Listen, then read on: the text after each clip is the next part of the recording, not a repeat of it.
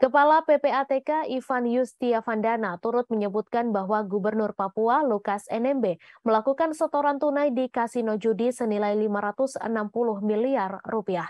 Pemakaian uang untuk judi tersebut dilakukan di dua negara. Tak hanya itu, di samping aktivitas judi, PPATK juga menemukan transaksi pembelian barang-barang mewah, termasuk diantaranya pembelian jam tangan senilai 550 juta rupiah. Seperti diberitakan, Pusat Pelaporan dan Analisis Transaksi Keuangan atau PPATK mengungkap temuan soal dugaan penyimpanan dan pengelolaan uang yang tidak wajar oleh Gubernur Papua Lukas NMB. Setidaknya terdapat 12 temuan PPATK, salah satunya terkait setoran tunai yang diduga disalurkan Lukas NMB ke kasino judi yang nilainya ditaksir mencapai 1,5 triliun lebih. PPATK menduga Lukas NMB terlibat aktivitas perjudian di dua negara. Selain itu, PPATK juga menemukan dugaan setoran tunai tak wajar yang dilakukan pria yang belum lama ditetapkan sebagai tersangka dugaan kasus gratifikasi 1 miliar rupiah oleh KPK itu. Ivan menyebut setoran tunai tak wajar itu dilakukan dalam jangka waktu pendek dengan nilai fantastis mencapai 5 juta dolar Singapura. Kemudian masih dengan metode setoran tunai tercatat ada pembelian jam tangan mewah senilai 55.000 dolar Singapura atau sekitar 550 juta rupiah. Atas kasus ini, PPATK telah membekukan sejumlah transaksi yang diduga dilakukan Lukas ke beberapa orang melalui 11 penyedia jasa keuangan. Ke-11 penyedia jasa keuangan itu mencakup asuransi hingga bank yang nilainya lebih dari 71 miliar rupiah.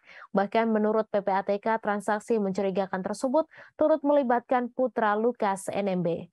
Sementara itu, Menko Polhukam Mahfud MD menyebut bahwa NMB diduga memiliki manajer pencucian uang. Namun Mahfud MD tak merinci ihwal manajer pencucian uang tersebut. Ia hanya mengatakan bahwa kasus yang menjerat NMB bukan hanya soal dugaan gratifikasi 1 miliar rupiah.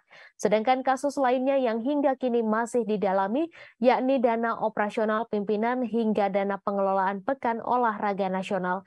Mahfud MD juga memberikan pesan khusus ke Gubernur Papua Lukas NMB yang saat ini masih berada di rumahnya di Jayapura. Sebagaimana diketahui, Komisi Pemberantasan Korupsi telah menetapkan Lukas NMB sebagai tersangka terkait kasus dugaan gratifikasi 1 miliar rupiah. Namun Lukas NMB masih berada di wilayah Papua. Untuk itu Mahfud MD meminta Gubernur Papua agar bersedia menjalani ketika dipanggil KPK.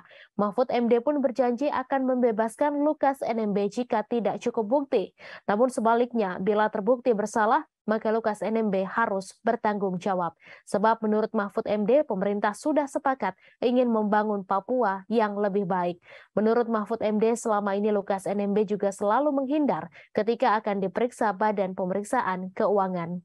Terima kasih sudah nonton. Jangan lupa like, subscribe, dan share ya.